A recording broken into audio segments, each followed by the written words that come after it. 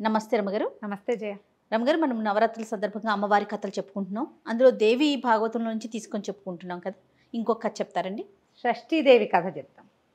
షష్ఠి, షష్ఠి అనకూడదు, షష్ఠి రెండు షాలే. Okay okay. ఈ షష్ఠీదేవి కథ చాలా విచిత్రంగా ఉంటుంది జయ. పూర్వము స్వయంభవ మను ఆయన ఒక కుమారుడు ప్రియవ్రతుడు. ఆయనకి మాలతి అని ఒక భార్య ఉండేది. అయితే చాలా కాలం సంతానం కలగలేదట. ఎన్నాళ్ళో సంతానం లేకపోతే కుదరని కాలం అది. ప్రత్యేకంగా పురుష సంతానం కావాలి. చాలామంది దానికోసం ప్రయత్నం చేసినట్టు కనపడతారు. 3-4 వివాహాలు చేసుకుని ఏదో రకంగా ప్రయత్నం చేసేవాళ్ళు. అయితే అప్పుడు ఏంటంటే దేవతల్ని ప్రసన్నలు చేసుకోవడానికి ఒక అవకాశం లభించేది. పుత్రకామేష్టి యాగం చేయమని కశ్యప ప్రజాపతి సలహా చెప్పాడట. దాంతో ఈ ప్రియవ్రతుడు మా భార్యతో కలిసి పుత్రకామేష్టి యాగం చేశాడు. యాగం మీద చాలా సమయం పడుతుంది. అది చిన్నది సింపుల్ది కాదు, చాలా సమయం తీసుకుంటుంది. దాని ముందు ప్రిపరేషన్ కూడా చాలా ఉంటుంది. ఒక యజ్ఞానికి ఒక స్థలానికి ఇది చేయటము, స్థలం దున్నటము, పంట పండటము, ఆ ధాన్యంతో చెయ్యాలి. అవేవో 2 పంటలు 4 పంటలు అట్లా లెక్క ఉంది. ఇవన్నీ చేయాలి. మళ్ళీ అదంతా మామూలుగా అవ్వాలి, తడి ఆరాలి. అది అట్లా ఏంటంటే పక్వమైన భూమి, బాగా ధాన్యాన్ని ఇవ్వగలిగే భూమిలో కావాలన్నమాట. అట్లా చేయాలి, అక్కడ యజ్ఞం చేయాలి. మళ్ళీ రాజు ఊరు ప్రవేశం చేయకూడదు, నగర ప్రవేశం చేయకూడదు, నగరంలో చేయకూడదు, బయట. చాలా ఉన్నాయి నియమాలు. పుత్రకామేష్టి అంటే ఎవడో పేరు అనుకుంటా కాదు, ఎన్ని నియమాలు ఉన్నాయో. నగరం బయట ఉండిపోవాలి. అలా చేయబట్టే ఫలిస్తాయేమో. ఫలిస్తాయి అలాగే. మొత్తం భార్యలతో సహా ఇక్కడికి వచ్చేస్తే మళ్ళీ అంతఃపుర ప్రవేశం ఇదంతా పూర్తయ్యి అవభృత స్నానాలు అవన్నీ అయ్యాకే. అప్పటిదాకా రాజ్యం లేదు. రాజ్యం మంత్రులు చూసుకోవాల్సిందే. వాళ్ళే ఇక్కడికి వచ్చి మాట్లాడతారు, ఈయన వెళ్ళకూడదు, దీక్షావస్త్రాలతో ఉండాలి. చాలా నియమాలు ఉంటాయి. కష్టపడి పుత్రకామేష్టి చేశారు. చేస్తే ఆవిడ కొంతకాలానికి మాలతీదేవి గర్భవతి. ఎంత కాలానికి గర్భం ఫలించాల, నొప్పులు రాలే ఆవిడికి. మామూలుగా ఏదో 12 నెలలు అలా ఉండేవి. ఆ కాలంలో 14 నెలలు ఉండేవి. కృతయుగంలో త్రేతాయుగంలో కూడా 12 నెలల గర్భం మాట వింటాం, కొన్ని చోట్ల కనపడుతుంది కథల్లో. అయితే ఇక చాలా కాలం అయిన తర్వాత ఎప్పటికో పురుడు వచ్చింది ఆవిడికి. వస్తుంది అనుకున్నప్పుడు రాలా, ఇంకా రావట్లేదు అని ఎంతకాలమో ఆ గర్భాన్ని మోసాక ఆమెకి పురుడొచ్చింది. చక్కటి సర్వలక్షణ సముపేతంగా ఉన్నటువంటి పిల్లవాడు పుట్టాడు. ఎంత బాగున్నాడో, కానీ స్టిల్ బర్త్, మృత శిశువు జన్మించాడు. చాలా దుఃఖపడ్డారు. ప్రజలంతా దుఃఖంలో మునిగిపోయారు. రాణిగారు స్పృహ కోల్పోయింది. రాజుగారు అపారమైన దుఃఖం. ఇంత వ్రతం చేసి ఇంత పుత్రకామేష్టి సంవత్సరాలు గడిపి ఈ గర్భాల సత్వం ఇంత బాధపడి ఆవిడ పాపం మృత శిశువుని చూసేసరికి చాలా దుఃఖంతో మునిగిపోయారు. సరే, దుఃఖంతో మునిగినా ఈ బిడ్డని ఉంచుకుని ఏం చేయలేరు.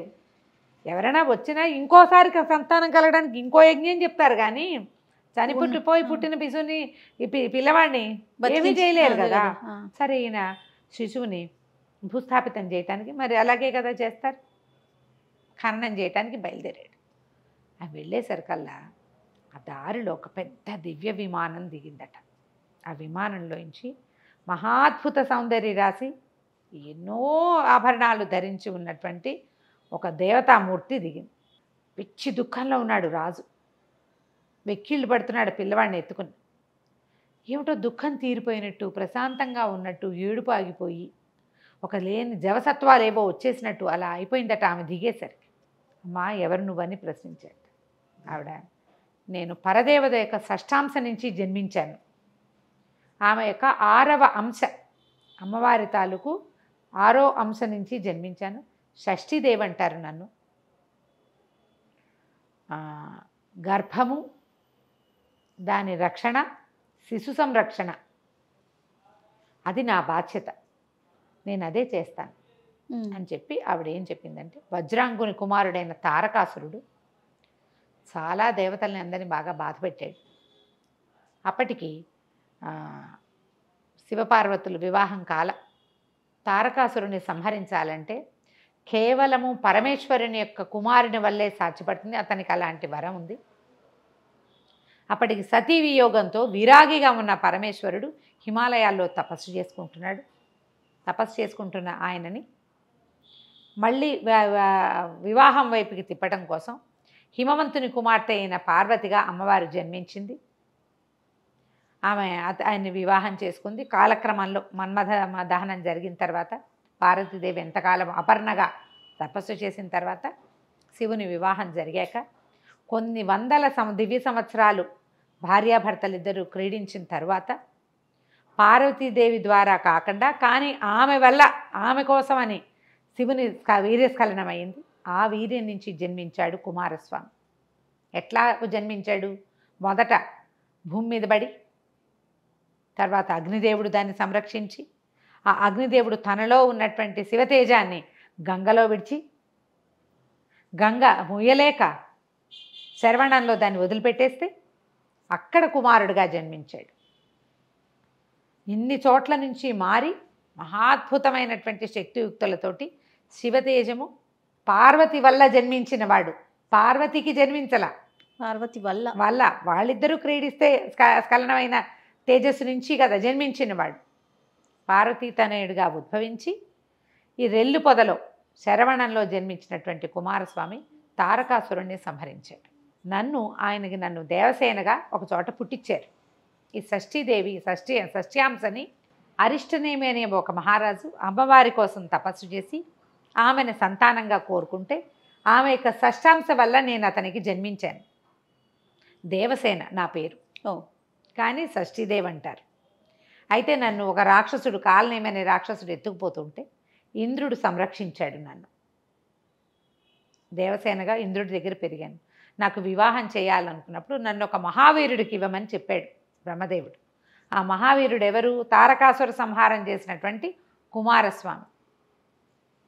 ఆయనతోటి నాకు వివాహం చేశారు. నా పేరు షష్ఠి. దేవసేనా స్వరూపంలో ఉంటాను నేను. ఈ దేవసేనా స్వరూపం ఎవరి దగ్గర ఉంటుంది? కుమారస్వామి పక్కన ఉంటుంది, ఆయనకి భార్యగా. అయితే కుమారస్వామి బ్రహ్మచారిగా చెప్తారు. ఇది ఒక అమ్మవారి యొక్క షష్ఠ్యాంశే ఈయనతోటి ఉంటుందన్నమాట. అందుకని సుబ్రహ్మణ్య షష్ఠి చేస్తారు. ఓకే, సంతానం కోసం. అవునండి. ఈ షష్ఠీదేవి నేను సంతానాన్ని రక్షించే బాధ్యత నాది. అందుకని ఈ పిల్లవాడు మరణించాడని అతను దుఃఖపడుతున్న ప్రియవ్రతుడిని ఆ పిల్లాడిని తన చేతిలో తీసుకుని పిల్లాడిని బతికించిందట ఆమె. షష్ఠి బతికించి ఆయన చేతిలో పెట్టింది. ఇతన్ని పిల్లవాడిని పెంచుకో, వీడికి రాజ్యాధికారం వస్తుంది, చాలా గొప్ప పేరు తెచ్చుకుంటాడు, ఎన్నో యజ్ఞయాగాదులు చేస్తాడు, వీడి వల్ల నీ పితృదేవతలంతా తరిస్తారని చెప్పి బతికిన పిల్లవాడిని ప్రియవ్రతుడి మాలతిల చేతిలో పెట్టి ఆమె అక్కడి నుంచి వెళ్ళిపోయింది. శిశువు జన్మించిన 6వ రోజున తప్పకుండా ఈ షష్ఠీదేవిని స్మరిస్తారట. స్మరించే వాళ్ళు, ఇది ఎప్పటి కృతయుగం నాటిది. దేవీ భాగవతం ఎప్పుడు చెప్పబడింది? వ్యాసుల వారు రాశాడు. ఆ కాలం నుంచి కూడా ఈ 6వ నాడు ఓసారి గండం దాటినట్టు, 6వ నాడు దాటితే ఇక పిల్లలు బతికి బట్టకట్టేసినట్టే. అవునవును. హాస్పిటల్స్ నుంచి 5వ రోజున పంపిస్తారు. 6వ రోజున చాలామంది స్నానాలు చేయిస్తారు. చాలా ఇళ్లల్లో ఉంటుంది. మనకంటే కూడా నార్త్ ఇండియాలో ఎక్కువ పాటిస్తారు షష్ఠిని. తర్వాత తమిళనాడు ఆ వైపు కూడా షష్ఠిని పాటిస్తారు. ఈ షష్ఠి నాడు సుబ్రహ్మణ్య ఆరాధన చేసిన వాళ్ళకి సంతానం కలుగుతుంది. షష్ఠి ఆదివారము కలిసి వస్తే ఇంకా విశేషం అని చెప్తారు. అద్భుతం. ఆ రోజు మొదలు పెట్టుకుంటారు పూజ. ప్రతి షష్ఠి ఉపవాసం ఉండటం. షష్ఠి నాడు తెల్లని పువ్వులతోటి సుబ్రహ్మణ్య ఆరాధన చేస్తే గనక సంతానం కలుగుతుంది. ఈ షష్ఠీదేవిది ఒక మంచి స్తోత్రం కూడా ఇచ్చారు దేవి భాగవతంలో. చిన్న ఒక 8 శ్లోకాలు అలా ఉన్నాయి. దేవి భాగవతం పుస్తకం అయితే ఎవరికైనా అందుబాటులో ఉంటే చూడండి. నేను అది చెప్పగలిగేంత నోటికి రాలేదు నాకు. చదువుకోవచ్చు. ఈవిని తలుచుకుని ఈ కథను తలుచుకున్నా సరే, మనం కుమార జననం కథని, కుమార సంభవాన్ని చదువుకుని తలుచుకున్నా కూడా సంతానం కలుగుతుంది. ఈ షష్ఠీదేవి ఇట్లా దేవి భాగవతంలో అమ్మవారి యొక్క షష్ఠ్యాంశ వల్ల 6వ అంశతోటి జన్మించిందని, ఆమె సంతాన సంరక్షణకి మనం ప్రార్థించవలసిన దేవత అని చెప్తారు. ఒకవేళ పిల్లలకి తరచూ అనారోగ్యాలు, ఎప్పటికప్పుడు బాలచేష్టలు అవి వస్తాయి, పిల్లలకి బెడ్డి చేష్ట వస్తుంది. అలాంటప్పుడు షష్ఠి నాడు సుబ్రహ్మణ్య ఆరాధన చేస్తే గనక, భార్యాభర్తలను కూడా అందరినీ సేవిస్తాం కదా, సుబ్రహ్మణ్యుడు వల్లి దేవసేన సమేతంగా ఉన్న సుబ్రహ్మణ్యేశ్వర స్వామిని ఆరాధన చేస్తే పిల్లల గండాలు దాటుతారని చెప్తారు. నమస్తే రమగారు. నమస్తే.